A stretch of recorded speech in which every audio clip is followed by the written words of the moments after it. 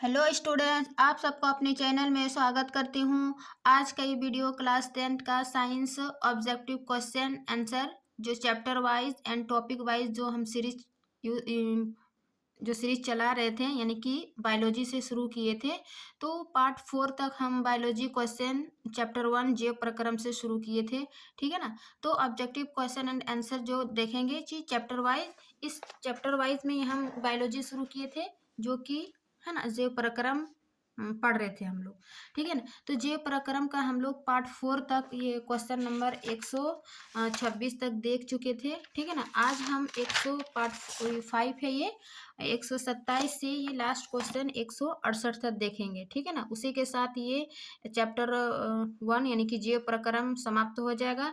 Next biology का topic रहेगा नियंत्रण एवं समन्वय। ठीक है। इसमें क्या है, प्रीवियस ईयर क्वेश्चन भी है और जो क्वेश्चन आने वाली संभावना है ना, वो भी प्रश्न दिया हुआ है।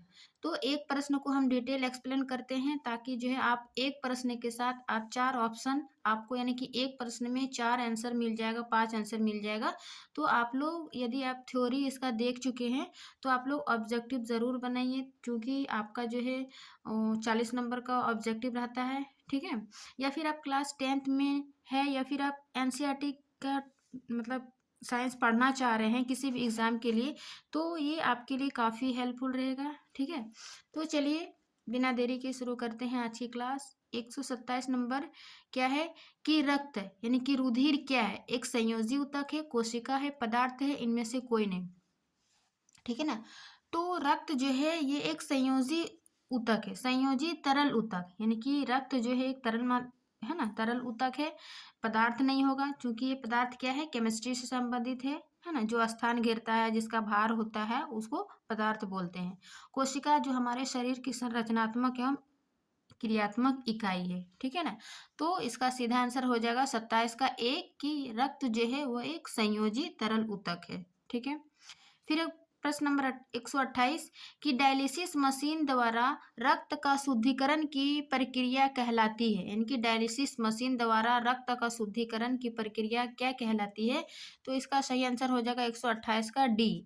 डायलिसिस कब की जाती है, जब हमारी किडनी कार्य करना बंद कर दी जाती है ना। तो इसको कृत्रिम माध्यम से ब्लड, किडनी का क्या कार्य है, ब्लड को छानना, मूत्र का निर्माण होना। तो जब ये कार्य करना बंद हो जाएगा तो है ना, तो कृत्रिम माध्यम से उसको डायलिसिस किया जाता है। तो डायलिसिस मशीन द्वारा जो रक्त का शुद्धिकरण करती है, उस प्रक्रिया को कहते हैं हीमोडायलिसिस। ठीक है ना। हीमोडायलिसिस 128 का डी सही होगा। फिर है 129 का कि चालनी नलिकाएं पाई जाती है ना। चालनी नलिकाएं किसमें पाई जाती है, तो जंतु में, फ्लोएम में, जाइलम में, एक कोशिकी में। तो इसका सही आंसर हो जाएगा फ्लोएम में। ठीक है ना। कि चालनी नलिका यानी कि जाइलम और फ्लोएम के 4 भाग है ना। ट्रेकिट्स, वेसल, ये सब जाइलम के भाग है, लेकिन फ्लोएम का चालनी नलिकाएं, फ्लोएम फाइबर है ना, फ्लोएम तंतु, ये सभी फ्लोएम के भाग है। तो 129 का सी नंबर। ठीक है। फिर 130 का आरबीसी की जीवन अवधि होती है, यानी कि आरबीसी की जीवन अवधि कितनी होती है ना, लाइफ टाइम। तो इसका सही आंसर हो जाएगा 120 दिन, यानी कि 120 दिन आरबीसी जीवित रहती है। उसके बाद जो है वो पीलिया में नष्ट हो जाती है। ठीक है ना। वहीं डब्ल्यूबीसी की बता दें तो डब्ल्यूबीसी जो है वो 12 से 20 दिन तक है ना, इसकी कम है जीवन अवधि। डब्ल्यू बी 12 से 20 दिन और आरबीसी 120 दिन। ठीक है। तो 130 का सही हो जाएगा ए। फिर 131 का कि पौधे में भोजन किस रूप में जमा होता है। देखिए, पौधा क्या करता है, प्रकाश संश्लेषण की क्रिया द्वारा वो अपना भोजन बनाती है, ग्लूकोज बनाती है, कार्बन डाइऑक्साइड, जल, सूर्य की प्रकाश और क्लोरोफिल की उपस्थिति में। ठीक है ना। तो पौधे में जो भोजन है वो किस रूप में जमा होता है, ग्लूकोज में, प्रोटीन में, या फिर स्टार्च में। ठीक है ना। वो ग्लूकोज तो बनाया भोजन को, लेकिन वो स्टार्च के रूप में जो है वो स्टोर होता है। ठीक है। ये पौधा में। ये वहीं यदि एनिमल में बता दे कि भोजन किस रूप में जमा होता है, तो ये ग्लाइकोजाइन। ठीक है ना। ठीक है। तो सॉरी। ठीक है। 131 का सी स्टार्च के रूप में। फिर है 132 का कि मानव हृदय घिरा हुआ है, मीन्स मानव का जो हृदय है तो वो किससे घिरा हुआ है? जाइलम से, फ्लोएम से, प्लाज्मा से, पेरिकार्डियम से। देखिए जाइलम और फ्लोएम तो पौधों में पाई जाती है, प्लांट में, ठीक है ना। प्लाज्मा ये रक्त के घटक है, और इसका सही आंसर हो जाएगा पेरिकार्डियम। मानव का हृदय जो है वो पेरिकार्डियम से घिरा हुआ है, ये इसका ऊपरी लेयर है, ठीक है। फिर 133 का किस जीव में हीमोग्लोबिन नहीं होता? हीमोग्लोबिन किस में होता है ना, यानी कि आरबीसी में जो रेड ब्लड सेल है उसमें हीमोग्लोबिन पाया जाता है, जिसके कारण वो लाल दिखती है, ठीक है ना। तो किस जीव में हीमोग्लोबिन नहीं होता? पक्षी में, मनुष्य में, मक्खी में, इनमें से कोई नहीं। तो पक्षी में तो होती है, मनुष्य में तो होती है, ये इसका सही हो जाएगा 133 का बी नंबर, कि मक्खी में जो है वो हीमोग्लोबिन नहीं पाई जाती है, ठीक है। ये प्रायः मनुष्य या पक्षियों के जैसे कशेरुकियों में पाई जाती है। फिर है 134 का हीमोग्लोबिन की कमी से कौन सा रोग होता है? ठीक है ना। तो हीमोग्लोबिन की कमी से जो है वो एनीमिया रोग होती है। बाकी ये मधुमेह है ना, अग्नाशय से जो स्रावित होती है हार्मोन, अग्नाशय हार्मोन, उससे संबंधित है। पीलिया, डायरिया, ये सब भी है ना, ये अलग रोग है, लेकिन हीमोग्लोबिन से ये एनीमिया हो जाएगा। फिर 135 का ऑक्सीजन का वाहक कौन है? मतलब ऑक्सीजन का परिवहन कौन करता है हमारे शरीर में? डब्ल्यूबीसी, आरबीसी, लसिका, इनमें से कोई नहीं, ठीक है ना। तो अभी हम बताएं कि आरबीसी में जो है वो हीमोग्लोबिन पाई जाती है, ठीक है ना। और आरबीसी में हीमोग्लोबिन होता है जो ऑक्सीजन का क्या करता है? वाहक होता है, यानी कि पूरे शरीर में ऑक्सीजन पहुंचाने का कार्य करता है ये आरबीसी, ठीक है ना। तो 135 का सी हो जाएगा। फिर ये पौधों में श्वसन होता है। पौधे में श्वसन किस में होता है? जड़ में, तना में, पत्तियों में, इनमें से सभी, ठीक है। तो इसका सही आंसर हो जाएगा, देखो सामान्यतः तो श्वसन की क्रिया पत्तियों में जो रंध्र पाई जाती है ना, ये रंध्र के माध्यम से ऑक्सीजन और कार्बन डाइऑक्साइड का परिवहन होता है सामान्यतः। लेकिन इसके जड़ में भी, तना में भी, पत्तियों में भी मतलब श्वसन की क्रिया होती है। तो ऑप्शन के अनुसार हम 136 का डी लगाएंगे कि इनमें से सभी जो है वो पौधों में श्वसन होती है, ठीक है ना।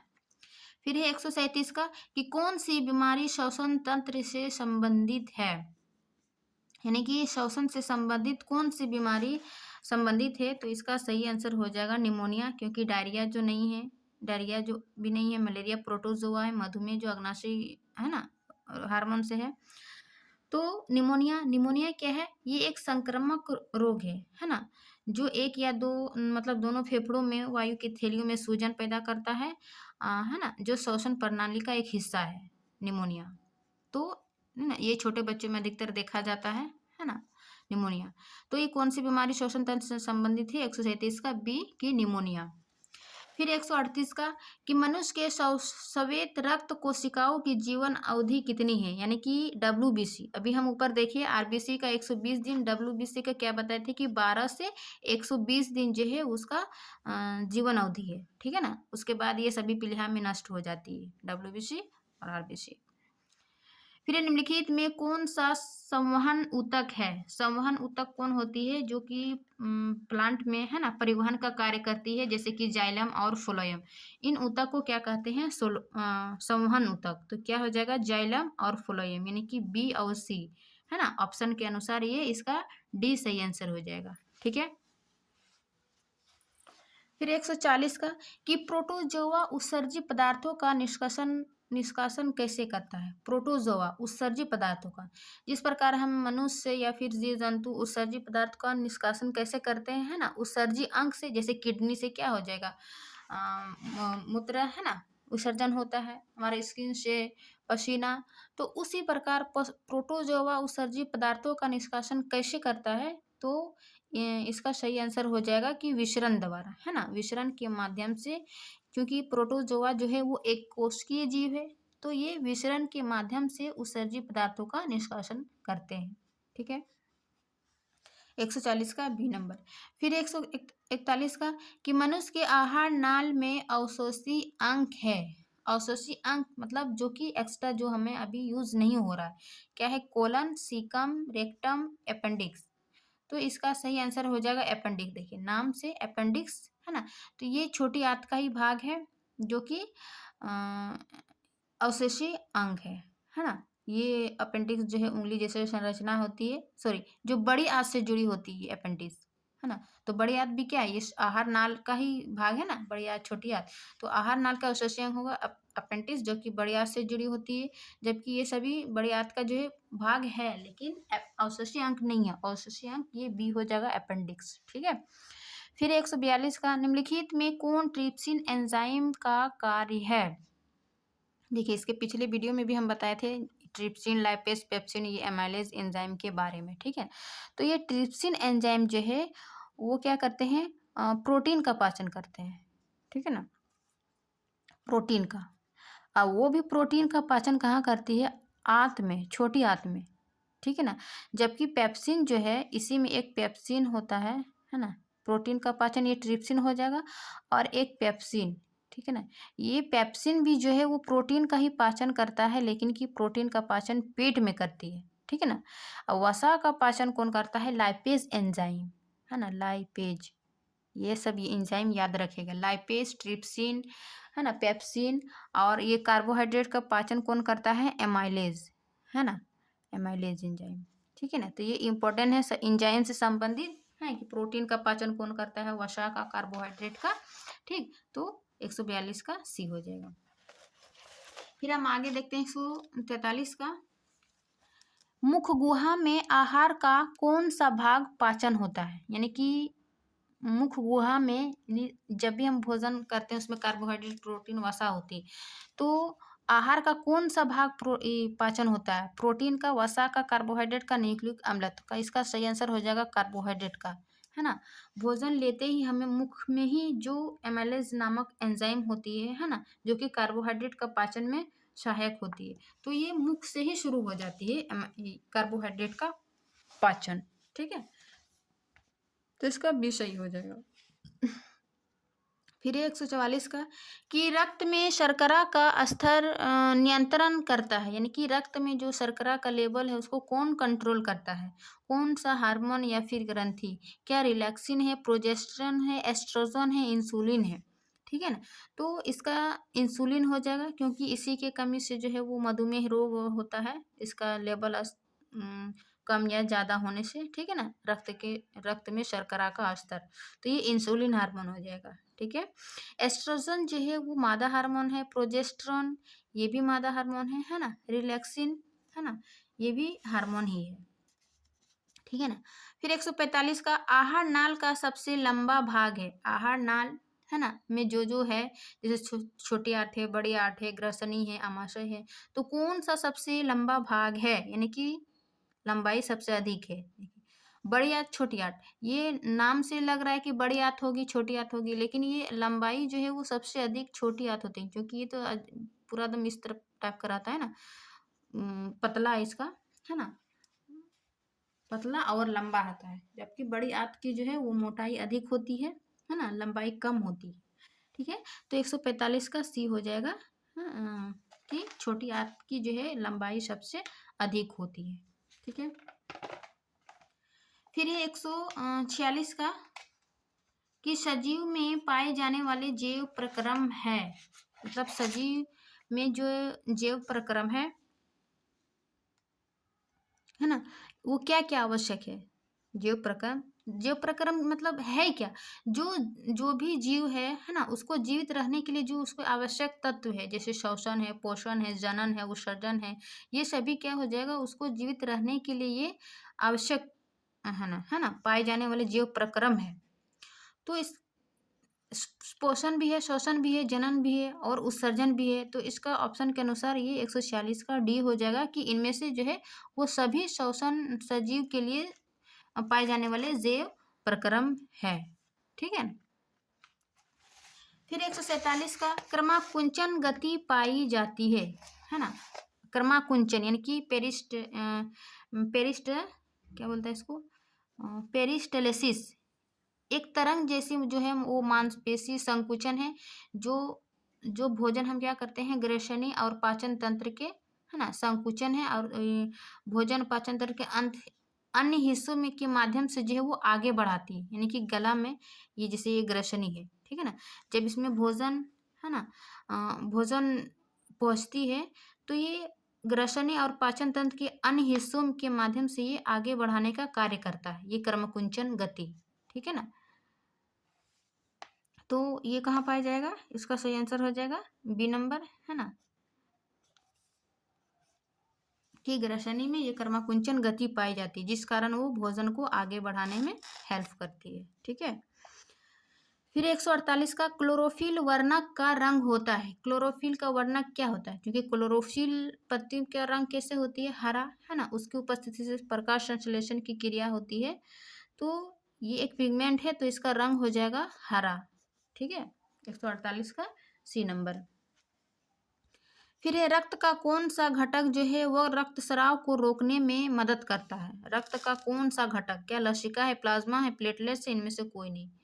तो ये जो पट्टिकाणु या फिर प्लेटलेट्स, इसको, है ना, ये बिम्बाणु, सॉरी, बिम्बाणु या प्लेटलेट्स एक ही नाम है। तो ये रक्त के, मतलब जो भी रक्तस्राव होती है तो इसको रोकने में मदद करता है ना, रक्त का यानी कि थक्का जमने में, है ना। तो ये 149 का बी हो जाएगा, प्लेटलेट्स। फिर 150 का, कि सामान्य अनुशीतलन रक्तदाब होता है। अनुशीतलन पूछ रहा है, ठीक है ना। सामान्य रक्तदाब जो है वो 120/80, ठीक है ना। तो 120 ऊपर वाला को बोलते हैं सिस्टोलिक, है ना, सिस्टोलिक, और नीचे वाले को डायस्टोलिक, है ना, डायस्टोलिक।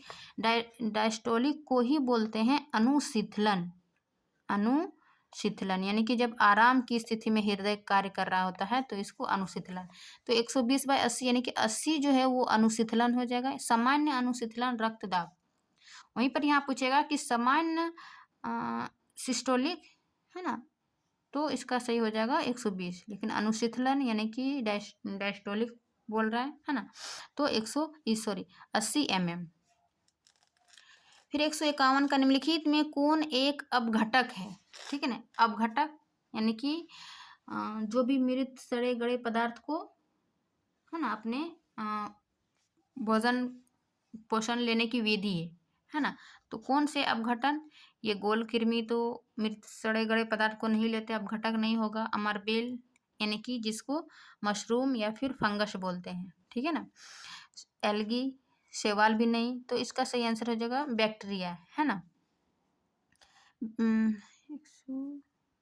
151 का, अच्छा, इसका तो सही आंसर दोनों भी हो सकता है, बैक्टीरिया या फिर फंगस, है ना। ये अपघटक होते हैं क्योंकि ये भी दोनों सड़े गड़े पदार्थ को अपने भोजन लेते हैं, लेकिन ऑप्शन के अनुसार इसका जो है वो अमरबेल लेते हैं। नहीं नहीं, सॉरी सॉरी, अमरबेल तो ये परजीवी है, अमरबेल, है ना। बैक्टीरिया और इसके अलावा एक कवक भी है जो कि अपघटक होते हैं, ठीक है ना। तो ऑप्शन के अनुसार ये डी हो जाएगा कि बैक्टीरिया, 151 का, कि इनमें से कौन से एक घटक है, तो बैक्टीरिया, ठीक है ना। और चूंकि ये दोनों क्या करते हैं, सड़े गड़े पदार्थ से अपने भोजन लेते हैं, है ना। कुछ बैक्टीरिया अपघटक भी होते हैं और कुछ ये जो है मतलब परपोषी भी होते हैं, स्वपोषी भी होते हैं, लेकिन सामान्यतः ये अपघटक बोलते हैं ये फंगस और बैक्टीरिया को, ठीक है। फिर है 152 का, कि कोशिका झिल्ली किस प्रकार की झिल्ली है, क्या पारगम्य है, अपारगम्य है, या फिर अर्धपारगम्य, ठीक है।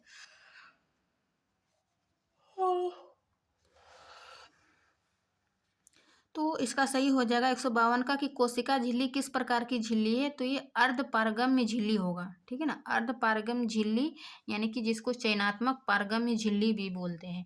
ये क्या करते हैं, कुछ जो भी आवश्यकता है वो कुछ पदार्थों को अंदर आने देते हैं और जो आवश्यकता नहीं है उसको बाहर जाने देते हैं। तो कुछ पदार्थों को अंदर आने और बाहर जाने देने के कार्य कौन करता है, ये अर्धपारगम्य झिल्ली, ठीक है ना, या फिर चयनात्मक झिल्ली। 152 का सी। फिर 153 का, एटीपी का विस्तारित रूप है, यानी कि एटीपी का जो है वो फुल फॉर्म क्या है, ठीक है ना। तो इसका हो जाएगा एडिनोसिन ट्राइफॉस्फेट, यानी कि सी नंबर, एडिनोसिन ट्राइफॉस्फेट, ठीक है ना। और ये माइटोकॉन्ड्रिया में होती है एटीपी, ठीक है। फिर प्रकाश संश्लेषण की दर निम्न में से किस कारणों पर निर्भर करती है, यानी कि प्रकाश संश्लेषण की जो दर है वो किन कारणों पर निर्भर करती है, जो प्रकाश की मात्रा है उन्हीं कारणों पर निर्भर करेगी ना, प्रकाश के गुण पर, प्रकाश की मात्रा में, चूंकि प्रकाश संश्लेषण की क्रिया दिन में ही होती है सूर्य की उपस्थिति में, ठीक है ना। तो इसका 154 का सी हो जाएगा कि ए और बी प्रकाश के गुण पर भी डिपेंड करेगी और प्रकाश की मात्रा पर भी, ठीक है ना। तो 154 का सी नंबर। फिर 155 का निम्न में से किस रंग की प्रकाश किरण प्रकाश संश्लेषण की लिए सबसे ज्यादा प्रभावी है, मीन्स किस रंग में जो है वो प्रकाश संश्लेषण सबसे ज्यादा प्रभावी है। तो इसका सही आंसर हो जाएगा लाल, है ना। हम लोग सोचेंगे कि प्रकाश संश्लेषण की क्रिया क्लोरोफिल का जो रंग हरा है उसमें अधिक होता है, नहीं, ये सबसे ज्यादा प्रभावी होगा लाल में, उसके बाद फिर नीला में, फिर हरा में, ठीक है ना। तो इसका सही आंसर हो जाएगा डी नंबर। फिर 156 का निम्नलिखित में से कौन पुनरुद्भवन का उदाहरण है ना, मतलब रीजेनरेशन, पुनरुद्भवन, इसका क्या उदाहरण होगा, क्या हाइड्रा है, मेढक है, गाय है, इनमें से कोई नहीं। देखिए सबसे अधिक पुनरुद्भवन पाई जाती है ये प्लेनेरिया में, ठीक है ना, प्लेनेरिया, है ना, प्लेनेरिया। उसके बाद फिर ये हो जाएगा हाइड्रा, यानी कि हाइड्रा और ये प्लेनेरिया में जो है वो रीजेनरेशन पाई जाती है। तो ऑप्शन के अनुसार यहाँ हाइड्रा दी हुई है, तो 156 का ए हो जाएगा हाइड्रा, कि इसमें जो है वो पुनरुद्भवन यानी कि रीजेनरेशन पाई जाती है। इसका जो ये रीजेनरेशन क्या है कि प्रत्येक इसका कटा हुआ हिस्सा जो है एक नया जीव बन जाती है ना, इसी को क्या कहेंगे, रीजेनरेशन। फिर है 157 का कि रक्त का लाल रंग निम्नलिखित में से किस प्रोटीन की उपस्थिति के कारण होती है ना, होता है। तो ये जो आरबीसी में हीमोग्लोबिन पाई जाती है ना, हीमोग्लोबिन होती है, तो ये एक प्रकार का क्या है, एक प्रोटीन है, इसी के कारण जो है वो रक्त का रंग लाल होता है। देखिए कितना बार रिपीट हुआ है ना। तो अभी तक तो आपको याद हो जाना चाहिए ये चैप्टर, ठीक है ना। यदि आप इसका थ्योरी नहीं पढ़े हैं तो चैनल पर प्लेलिस्ट बना हुआ है क्लास 10 का, आप वहाँ से इसका थ्योरी पढ़ सकते हैं, ठीक है ना। बिल्कुल वन शॉट में वीडियो में बताए हैं, वन शॉट इसका थ्योरी, उसके बाद हम वन शॉट में इसका कंप्लीट प्रश्न उत्तर जो कि अध्याय के बीच में रहता है या फिर अभ्यास का प्रश्न उत्तर, ठीक है ना, उस प्रश्नों का हम इकट्ठे मतलब वन शॉट वीडियो में लेकर आए। तो आप यदि इसका थ्योरी एक बार वो पढ़ लीजिए, उसके बाद आप ऑब्जेक्टिव देखिए, है ना, तो आपको जो है वो काफ़ी एग्जाम में हेल्पफुल रहेगा, यानी कि याद हो जाएगा आपको, ठीक। फिर हम नेक्स्ट क्वेश्चन देखते हैं 158 का कि क्लोरोफिल वर्णक का रंग होता है। अभी हम देखिए क्लोरोफिल का वर्णक का रंग कैसा होता है ना, हरा, लेकिन प्रकाश संश्लेषण के लिए सबसे ज्यादा प्रभावी है लाल, ठीक है, और उसका रंग जो है हरा, क्योंकि वो क्लोरोफिल पिगमेंट होने के कारण ही वो हरा दिखती है, ठीक है ना। फिर है निम्नलिखित में से किसके रंध्र के छिद्र किससे जो है वो रंध्र के छिद्र घिरे होते हैं, रंध्र के छिद्र यानी कि ये जो पत्तियों में रंध्र पाई जाती है तो वो किससे घिरे होती है।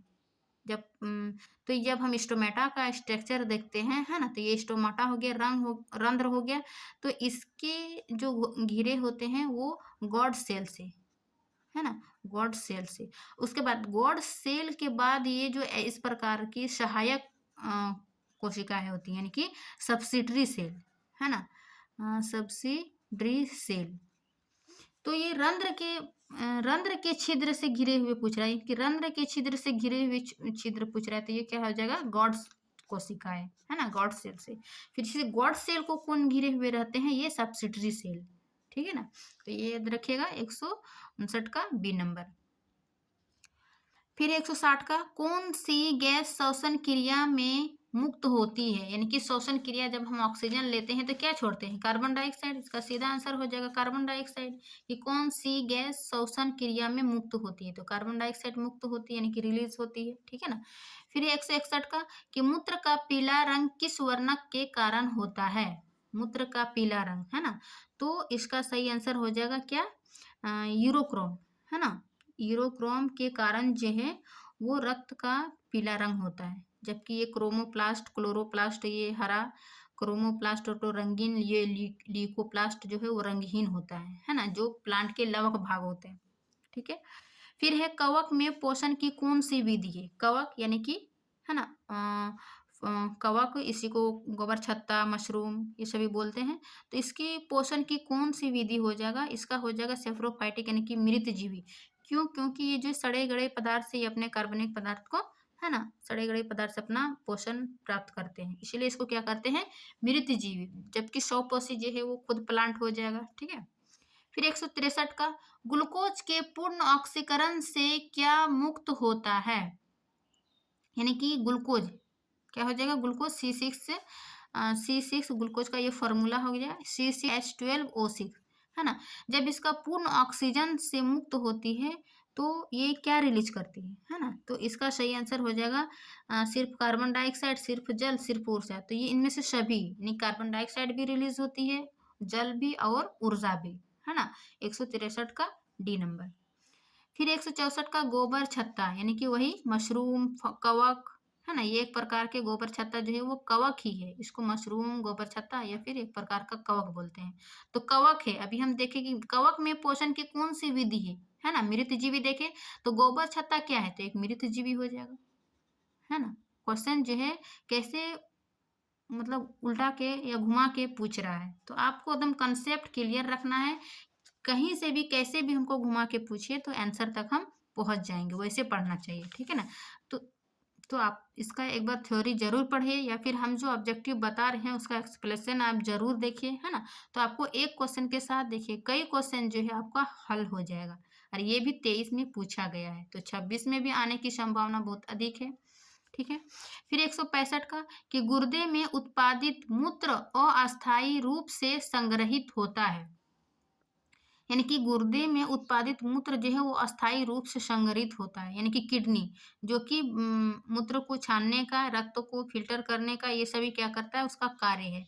तो अस्थायी रूप से संग्रहित ये जब किडनी कार्य करती है ना, इस प्रकार का ये जो मूत्र वाहिनी लगी रहती है मूत्र वाहिनी, तो मूत्र वाहिनी जो है यहाँ पर मूत्राशय में जमा होती है ना। मूत्राशय में अस्थायी रूप से यहाँ पर मतलब कि फिल्टर हो के जमा होता है मूत्र वाहिनी के माध्यम से, ये मूत्राशय में आती है। ठीक है ना। मूत्र में जब ये भर जाती है लगभग 500 ml, तो हमें जरूरत पड़ती है कि हमें ये जो मूत्र विसर्जन करना चाहिए। तो ये मूत्र वाहिनी के माध्यम से जो है वो मूत्र विसर्जित हो जाती है। तो कहाँ पर स्टोर होती है? ये मूत्राशय में। ठीक है ना। देखिए स्ट्रक्चर भी हम बता दिए हैं। ठीक है ना। यदि इसका आप कार्य कैसे करता है तो इसका हम मानव उत्सर्जन कैसे कार्य करता है ना। इसी चैनल पे एक वीडियो है स्कूल का ही, तो आप देख सकते हैं यहाँ से। तो 165 का डी। फिर 166 का प्रकाश संश्लेषण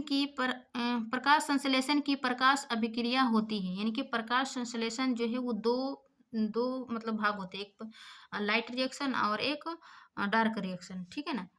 लाइट रिएक्शन यानी कि प्रकाश अभिक्रिया किसमें होती है? क्लोरोप्लास्ट के ग्रेमा में, क्लोरोप्लास्ट के स्ट्रोमा में, कोशिका द्रव में, माइटोकॉन्ड्रिया में। तो इसका सही आंसर हो जाएगा ये क्लोरोप्लास्ट के ग्रामा में जो है वो प्रकाश संश्लेषण की प्रकाश अभिक्रिया होती है। ठीक है। फिर 167 का है ना। रंध्र मुख्यतः पाए जाते हैं, किसमें पाए जाती है? तो ये मुख्यतः जो है पत्तियों में पाई जाती है। ठीक है ना। B number. फिर लसिका का रंग होता है। लसिका का रंग किस प्रकार होता है? हरा, लाल, हल्का पीला या फिर हल्का नीला। ठीक है ना। तो लसिका यानी कि रक्त में ही पाए जाते हैं, ये रक्त की घटक है। ठीक है ना। तो इसका हो जाएगा हल्का पीला। ठीक है। लसिका का रंग क्या होता है? ये हल्का पीला। ठीक है ना। इसी के और भाग है, आरबीसी है, प्लेटलेट्स है, बिम्बाणु है ना। तो इस प्रकार के जो है वो 168 क्वेश्चन जे प्रक्रम है ना, ऑब्जेक्टिव जे प्रक्रम, ये इसका ऑब्जेक्टिव समाप्त होता है यहाँ पर। हम कल से जो है इसका अध्याय यानी कि बायोलॉजी का ही 2 चैप्टर नियंत्रण एवं समन्वय, इसका हम नेक्स्ट पार्ट में इसका ऑब्जेक्टिव करेंगे।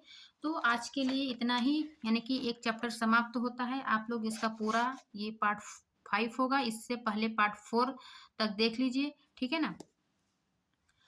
आशा करती हूँ कि ये वीडियो और जानकारी जो है वो अच्छी लगी होगी। अच्छी लगी तो लाइक एंड सब्सक्राइब ज़रूर करिए। मिलते हैं इसके नेक्स्ट वीडियो में यानी कि नेक्स्ट अध्याय में। तब तक के लिए थैंक यू।